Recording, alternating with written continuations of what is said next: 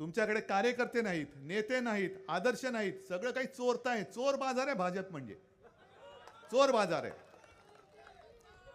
आणि हा चोर बाजार, मग माझं म्हणणं असं आहे की तुम्ही आता सगळं संपवलं ना. उद्धव ठाकरे फडतूस, मी फडतूस स्वतःला म्हणून घेतोय, कारण मध्ये एकाला म्हटलं तर त्याला झोंबलं. कोणाला म्हटलं? तर मी म्हणतो मी फडतूस आहे ना. मग का आमच्या लोकांच्या मागे लागताय?